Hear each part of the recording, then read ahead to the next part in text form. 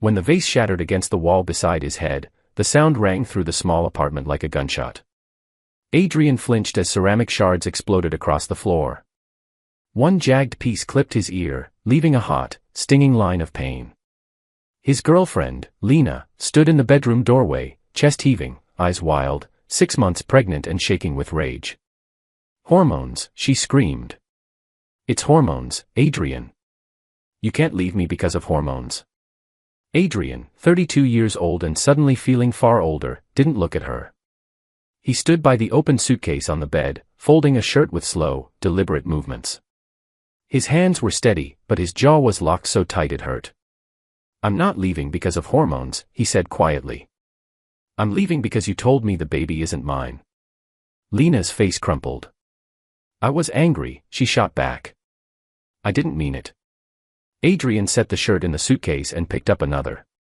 The side of his head still throbbed where the vase had grazed him 20 minutes earlier. He could feel a sticky line of blood at his ear, drying now, itching. "You said," he replied, still not turning to her, and I quote, "you want to know the truth.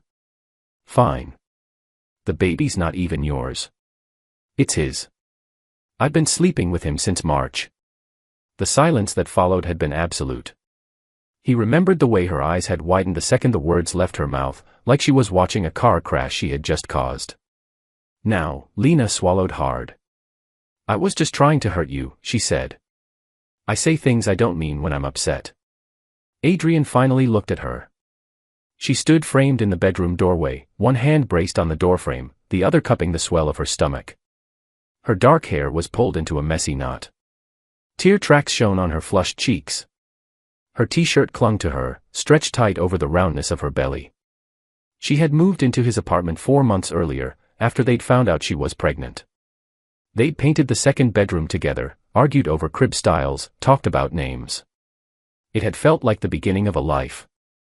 Now, looking at her, all he could see was the end of it. "You threw a vase at my head," he said, voice flat. "Then you screamed that the baby isn't mine. Then you described in detail how you've been cheating on me for months. That's not you saying things you don't mean. That's the truth slipping out because you were too mad to keep lying. Baby, please. Stop calling me baby," he cut in. "Stop calling me anything. I'm done." Her expression twisted, panic battling with fury. "You're really going to abandon your child?" she demanded. "Not my child," he replied. "You literally just told me that." "It was a joke," she shouted. "God, can't you take a joke?" Adrian zipped the suitcase with a harsh, final sound. He picked up his laptop from the desk. "I'll be back for the rest of my stuff when you're not here," he said. "Don't contact me." "Where are you even going?" she cried. "Not your problem anymore." He walked past her, the suitcase handle rattling slightly behind him. She grabbed his arm with surprising strength. "You can't just leave," she sobbed. "I'm pregnant. What am I supposed to do?" "Call the actual father," Adrian said coldly. "The one from March." In an instant, her face shifted from pleading to venomous. "You're a coward," she hissed. "A pathetic coward. I gave you everything, and this is how you repay me." He pulled his arm free. "You gave me lies," he said. "And someone else's kid. We're done." He walked out. Her voice followed him down the hallway, hoarse and shrill, accusing him of ruining her life, of being heartless, of not understanding what hormones do. By the time the elevator doors closed, her words were muffled. By the time he reached the parking lot, they were gone. He drove across town to his friend's place, his ear throbbing with every beat of his heart. When his friend opened the door, he took one look at Adrian's face, at the scraped ear and the 1,000-yard stare, and stepped aside. "Beer?" Noah asked. "Please," Adrian said. They sat on the sagging couch in Noah's living room, the television muted in the background. Adrian told him what had happened, the vase, the confession, the reversal. Noah listened, jaw tightening. "She actually threw something at you?" Noah asked at last. "A vase," Adrian said. "Missed, mostly. Clipped my ear. And the baby, not yours." She admitted it in the middle of the fight, Adrian said, staring at the beer bottle in his hands. Then tried to say she was joking when she realized I was packing. Noah let out a low whistle. Holy hell. Adrian slept on Noah's couch that night. Around 2 in the morning, after the 50th text came in, he blocked Lena's number.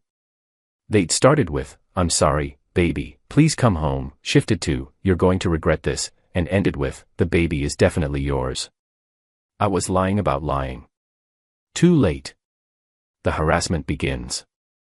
A week later, things escalated. First, she showed up at his office. Security called him down to the lobby, where Lena stood in front of the reception desk, crying loudly enough that people on the second floor could probably hear. "He abandoned me," she wailed. "I'm 6 months pregnant and he just left me." The security guard shot Adrian a wary look as he approached. "She says you're the father," the guard said quietly. "She also says the baby isn't mine," Adrian replied calmly. "Depends on which day you ask her. She's my ex. We broke up. I'd appreciate it if she wasn't allowed in the building." Lena turned on him, tears streaming. "How can you be so cruel?" she cried. "I made one mistake, and you're throwing away our family." "One mistake that lasted since March," Adrian said. "That's not one mistake. That's 4 months of lying." Security escorted her out while she shouted about abandonment and deadbeat dads and, again, hormones. That afternoon, Adrian's boss, Mr. Keller, called him into his office. "Want to explain what happened in the lobby?" Keller asked, leaning back in his chair. Adrian gave him the shortened version, the vase, the confession, his leaving, and Lena's new habit of turning up in places she shouldn't. Keller winced. "That's rough," he said. "Look, I can't legally ban her from the building, it's public access, but if she becomes a problem, we'll handle it through the proper channels." "Appreciate it," Adrian said. "And Adrian," Keller added, "you might want to get a paternity test. Just to cover yourself." That evening, Adrian called a lawyer. The man he hired, Martin Reyes, specialized in family law. His tone was calm, clinical, and oddly reassuring. "So," Reyes said over the phone, "she admitted the child isn't yours, then said she was joking, then said she lied about lying." "Correct," Adrian said. "At this point, I don't know what's true. Do you want to be involved if the child is yours?" Reyes asked. Adrian stared out Noah's living room window for a long moment. After the vase. After the lies. After the screaming and the manipulation. "No," he said finally. "But if the baby is mine, I'll pay support if legally required. I'm not trying to dodge responsibility. I'm trying to dodge crazy." "Fair enough," Reyes replied. "Here's what we'll do. We'll formally demand a paternity test once the baby is born. If it's not yours, you're cleared. If it is, we push for a custody arrangement that limits your contact with the mother. Can we do that?" Adrian asked. "Given her behavior?" Reyes said. "Assault. Harassment at your workplace. Yes, we can argue for supervised exchanges at minimum." The retainer was $3,000. Adrian authorized it without hesitation. The next day, Reyes sent Lena a letter, a formal demand for paternity testing once the child was born, and a cease and desist regarding her appearances at Adrian's workplace. Lena responded by going around him. She called his mother. Family pressure. His mother phoned that evening, concern thick in her voice. "Adrian, what is going on?" she asked. "Your girlfriend says you abandoned her and the baby." "Ex-girlfriend," Adrian corrected. "And she told me the baby isn't mine before I left." "She says that was a joke," his mother replied, disbelieving. "She says she was upset. After throwing a vase at my head and detailing a months-long affair," Adrian said. "Some joke." There was a pause. Then his mother sighed. "Oh, honey," she said quietly. "I'm on your side." Good, Adrian thought. Because what came next was Lena's family. On Thursday night, someone knocked on Noah's apartment door. When Adrian opened it, Lena's mother, Marisol, stood there, arms crossed, lips pressed into a hard line. "You need to come home," she said without greeting. "My daughter is hysterical." Not my home anymore, Adrian replied. And your daughter assaulted me. She was emotional, Marisol snapped. You can't hold that against a pregnant woman. I can hold assault against anyone, Adrian said evenly. Pregnant or not. The stress of you leaving could harm the baby, she insisted. The stress of her cheating harmed our relationship, Adrian said. Call the real father. There is no other man, Marisol said sharply. She made that up because you were arguing. Adrian pulled out his phone. He'd taken the photo a month earlier. Lena had left her phone on the kitchen counter one evening and gone to shower. A notification had popped up on the screen, "Can't wait to see you tonight," followed by a heart emoji. The sender's name was saved as Jasper. He had taken a quick picture of his own phone, capturing her lock screen and the message with the date and time clearly visible. He held the photo out to Marisol. Your daughter left her phone out, he said. This popped up. Can't wait to see you tonight, from a man she never mentioned. Same month she got pregnant. Figure it out. Marisol's face went pale as she studied the image. That could be anyone, she muttered. Someone she sees at night, Adrian replied. Someone who sends heart emojis. Someone she never told me about. The same time frame she got pregnant. Like I said, do the math. Marisol's eyes hardened. You're a bastard, she spat. I'm the bastard. Adrian said, incredulous. Your daughter lied about paternity, threw things at my head, and is now stalking my workplace. But I'm the bastard for leaving. She didn't answer.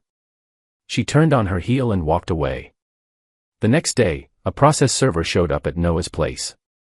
Adrian had been officially sued. Court and escalation. Lena was filing for emergency financial support, claiming he had cut her off without warning and left her destitute and unable to afford prenatal care.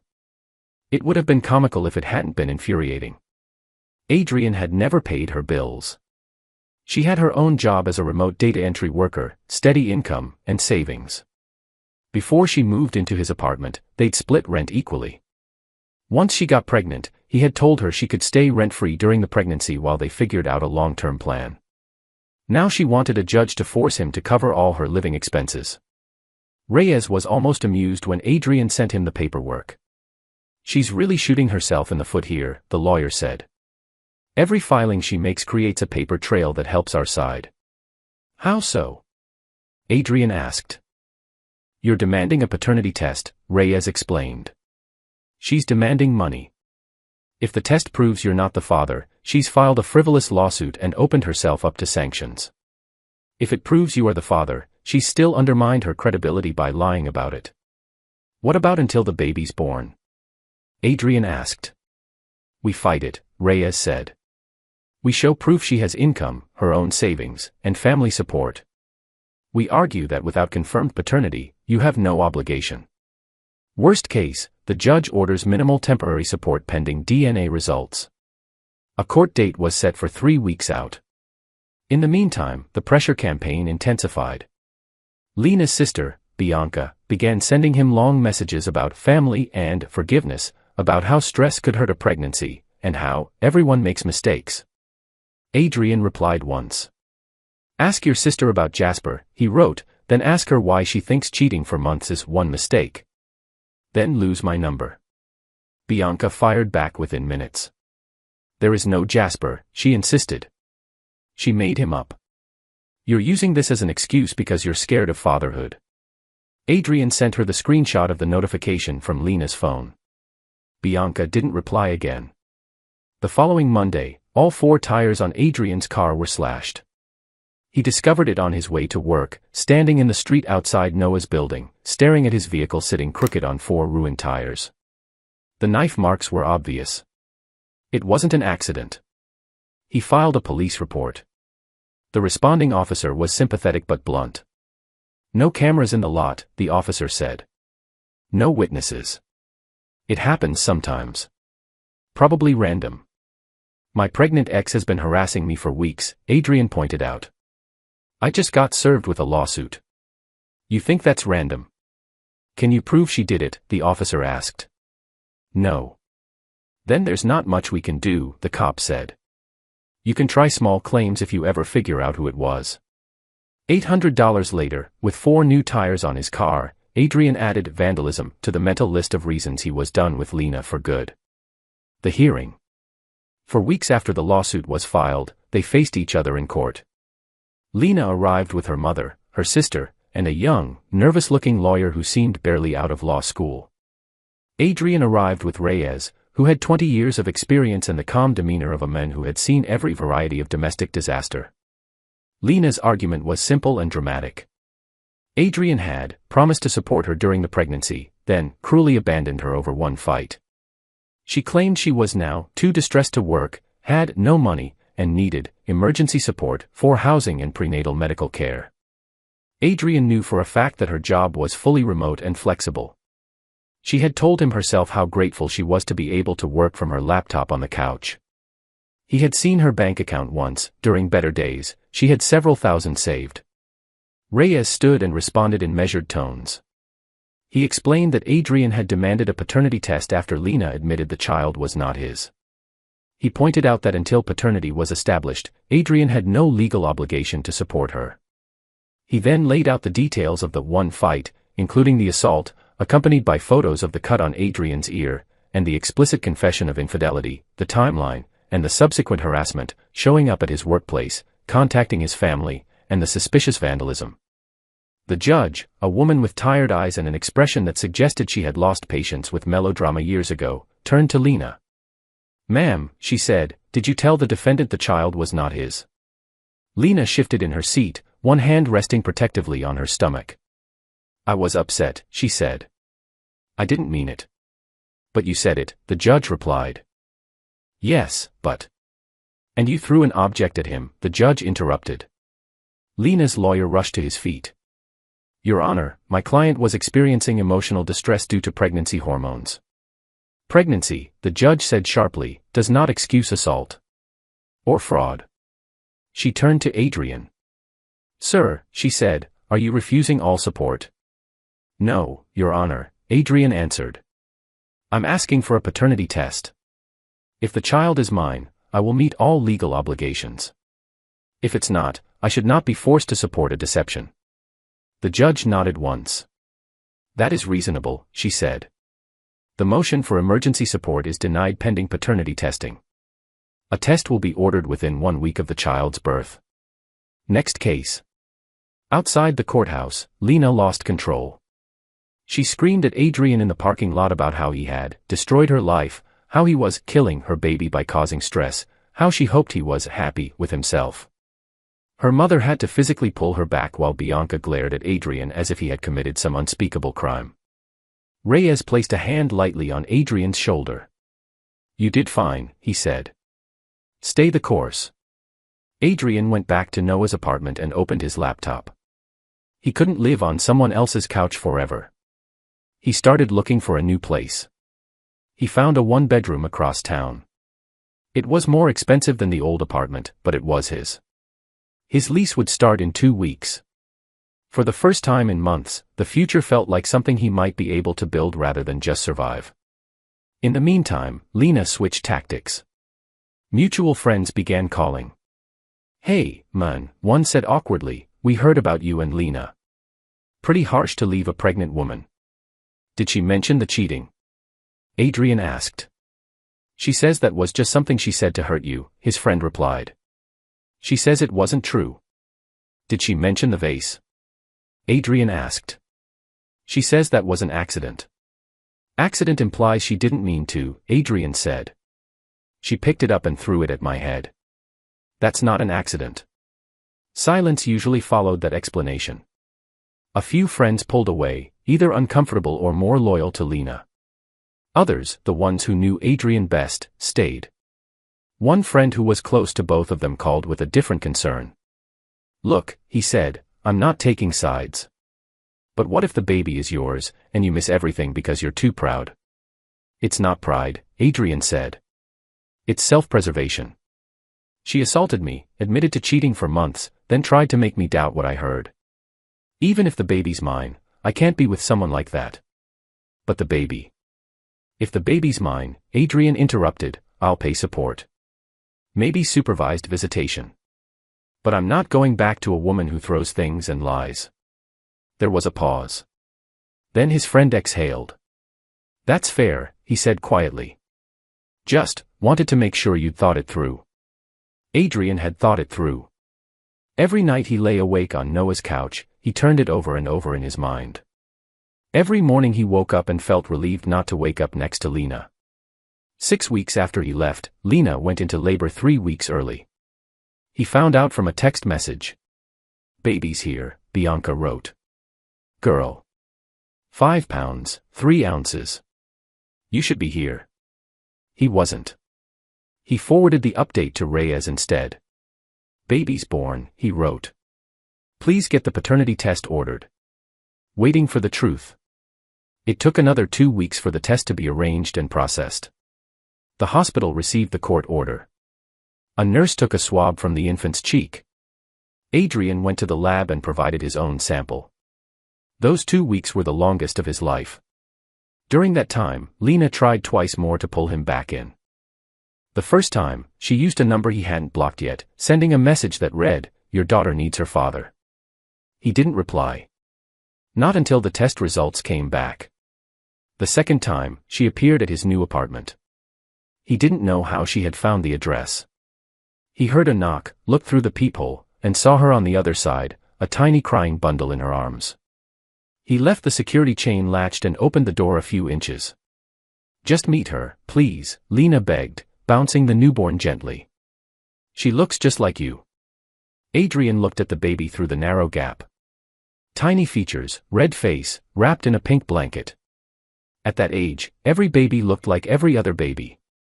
He felt something stir in his chest, but he held himself in check. The test results aren't back yet, he said. I know she's yours, Lena insisted. A mother knows. You also knew she wasn't mine back in April, Adrian replied. So forgive me if I don't trust your instincts. That was different, she said. I was angry. The results will be in a few days, Adrian said. We'll go from there. You're really going to reject your own child because you're mad at me, she demanded. I'm going to wait for scientific proof, he said evenly, before committing my life to a child that may not be mine. That's called being responsible. He closed the door. She stayed outside for almost an hour. He could hear the low murmur of her voice through the wood, the occasional wail from the baby. He sat on the couch, hands clenched, staring at the wall. Eventually, he heard her footsteps fading down the hall. She didn't come back. On a Thursday afternoon, his phone rang. It was Reyes. Got the results, the lawyer said. Are you sitting down? Yes, Adrian said, though he was already sitting. Not yours, Reyes said. 0% probability of paternity. For a second, Adrian couldn't speak. Relief hit first, sharp and dizzying, like he'd been holding his breath for months and could finally exhale. Then, almost immediately, rage flooded in behind it. She had put him through all of this, months of chaos, legal bills, emotional wreckage, over a baby that had never been his. What now? He asked at last. Now, Reyes said, you're free. No legal obligation whatsoever. I recommend we send one more cease and desist. If she keeps contacting you, we move for a restraining order. Do it, Adrian said. That same day, Reyes sent a letter to Lena, attaching the paternity results in black and white. The letter made it clear Adrian had no legal or financial obligation to her or her child, and demanded she cease all contact or face legal consequences. Lena replied from yet another new number. You're really going to abandon us over a piece of paper, she wrote. Adrian didn't answer. He forwarded the message to Reyes. Aftermath and consequences. 2 months later, the harassment finally stopped, but only after a judge forced the issue. Lena violated the cease and desist 4 times. She appeared at Adrian's apartment twice more. She called his workplace again, trying to reach him through reception. She somehow obtained his second new phone number and texted him a dozen times about morality, family, and forgiveness. Reyes filed for a restraining order. It took 6 weeks, but the court granted it, 1 year, minimum distance of 500 feet. Any violation would carry serious consequences. Ironically, the real fallout for Lena came from a different direction. When she finally filed for child support against the actual biological father, everything unraveled. Jasper, it turned out, was not some faceless stranger. His full name was Jasper King, a coworker Lena had been seeing on the side since March, just as she had screamed at Adrian in the heat of that first fight. She had never told Jasper she was pregnant, never mentioned the possibility of fatherhood. She had simply tried to lock Adrian into the role instead. But once Adrian's lawyer listed Jasper's name in court documents, based on the evidence Adrian had provided, Jasper was served with his own paternity order. The DNA test confirmed what Lena had already admitted: the baby was his. A week after Jasper got the results, he showed up at Adrian's door. Adrian opened it cautiously. The man in the hallway was about his age, in a wrinkled button-down shirt and tired eyes. He looked uneasy, shifting his weight from one foot to the other. "You Adrian?" he asked. "Yes. I'm Jasper," the man said. "Her coworker." Adrian leaned against the doorframe. "She threw a vase at my head the day she finally mentioned you," he said. Jasper winced. "Yeah," he muttered. "That sounds right." She got intense. "That's one word for it," Adrian replied. "Look," Jasper said, "I'm not here to start anything. I just wanted to know what happened with you two. Because this," he gestured vaguely, as if indicating his entire life. "This is a mess. She tried to pass the kid off as mine for 6 months, Adrian said. Told me she'd been sleeping with you since March. Swore the baby wasn't mine. Then backtracked and said she was joking when I started packing. Then changed the story every week depending on what she wanted. She told me you dumped her when you found out she was pregnant," Jasper said quietly. "Said you were scared of commitment. Never mentioned she'd told you she was cheating. Never mentioned a vase either. Did she ever mention me to you at all before her little meltdown?" Adrian asked. "Not once," Jasper said. "I only found out you existed when some court paperwork with your name on it showed up in the child support case." Adrian shook his head. "Welcome to my life from March to June," he said. "How are you dealing with it?" "Lawyer," Jasper replied. "Documentation. I'm paying support now. Trying to figure out custody. Court says I'm the father, so I'm stuck in this with her." "Don't let her guilt you," Adrian said. "Don't let her pull you into every emotional storm. Set boundaries. And whatever you do, don't go back if you leave." "Not planning on it," Jasper said. "Just wanted to know what I'm up against." "Someone who lies automatically," Adrian said. "Someone who blames everyone else for the consequences of her choices." Jasper nodded slowly. "Good luck," Adrian added. "You too," Jasper said, and left. Adrian watched him walk down the hall. For the first time, he felt something that almost resembled pity for the other men. Jasper was trapped by biology. Adrian had been saved by timing and a lab result. Lena tried one last angle. This time, the message came from her mother, via email. It slipped through because every other channel, phone, text, social media, was blocked or covered by the restraining order. "My daughter is struggling financially," Marisol wrote. "The baby's father refuses to pay what she needs. You lived with her for over a year. Morally, you should help." Adrian read the message twice. Then he drafted a brief response. "Morally," he wrote, "your daughter should have been honest about paternity from the beginning. Legally, I have no obligation to her or the child, as confirmed by court order and DNA testing. I suggest your daughter and the biological father work out their issues without involving me. This is my final communication on this matter." He copied Reyes on the email. The lawyer approved the wording. 6 weeks passed. No more messages. No more knocks at the door. No more pleading voicemails about hormones and heartbreak. The silence felt strange at first. Then it felt like peace. Moving forward, life began to settle into something resembling normal. Work went well. Keller kept things professional and supportive, never prying beyond what Adrian volunteered. The new apartment, though a little too quiet some nights, became a safe place rather than a temporary refuge. Adrian started therapy. The first time he said out loud, My girlfriend threw something at my head. The room felt smaller. The therapist nodded calmly and asked him about the moments before, the moments after, the way he'd learned to minimize red flags. It was the first time he realized he'd been telling himself the story in fragments, always downplaying the violence, the lies, the manipulation. He started seeing someone new a few months later. A woman named Claire, introduced by a mutual friend. They met for coffee. Then another coffee. Then a walk in the park. He moved slower than he ever had before. When she noticed him flinch at a raised voice in a crowded cafe, he told her a lightly edited version of the truth. "You're allowed to take your time trusting people," she said simply. His closest friend, Noah, the one who had given him a couch when his life imploded, got married that fall. At the reception, glass in hand, Adrian stood up to give a speech. He spoke about loyalty, about the friends who show up when everything falls apart. His voice shook once. He cleared his throat, laughed it off. Later, Noah hugged him hard and said, "You could have stayed as long as you needed." Always. Good people exist, Adrian thought. Sometimes it just takes losing the wrong person to recognize the right ones. Financially, the ordeal had cost him roughly $8,000, legal fees, the new tires, higher rent, moving costs. It wasn't a small amount.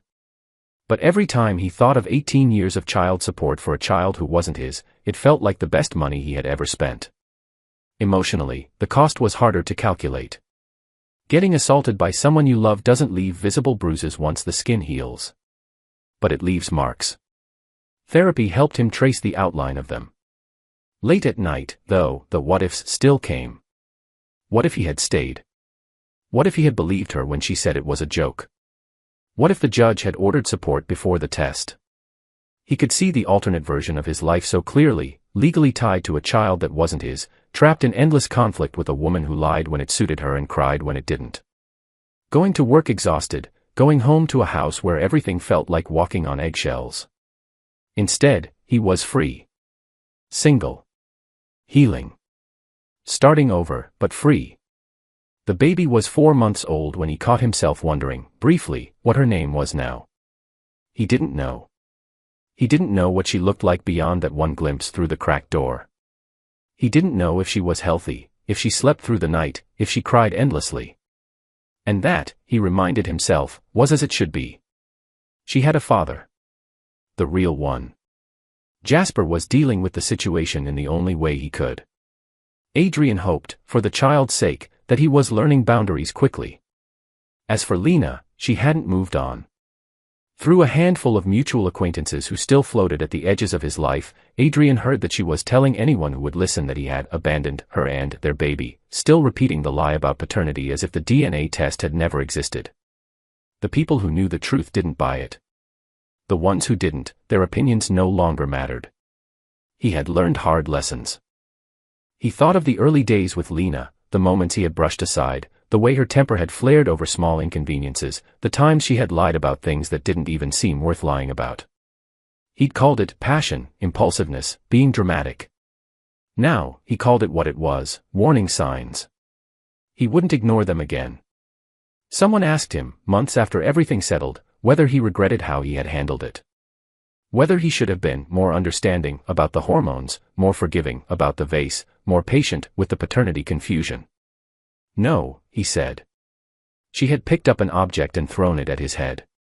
She had admitted, in plain words, to months of cheating. She had tried to trap him into raising another man's child. When he refused, she launched a campaign of harassment, lies, and pressure to bend him back into place.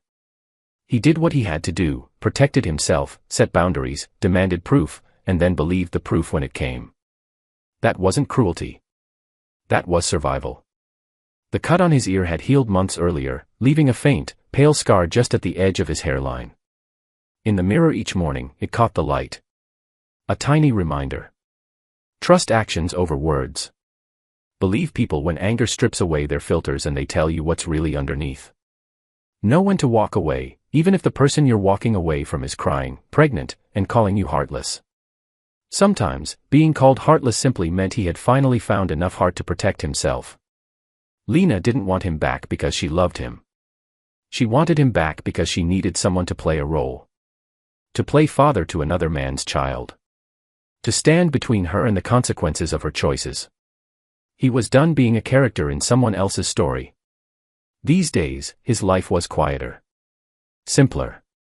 Honest. No vases flying through the air. No screaming fits about jokes that weren't jokes. No panicked phone calls from security about scenes in the lobby. Just his small apartment, his job, the occasional coffee with Claire, and a future that felt like it finally belonged to him. Looking back, he realized the best decision he had ever made wasn't hiring the lawyer or demanding the test, though both had been critical. The best decision had been the simplest one.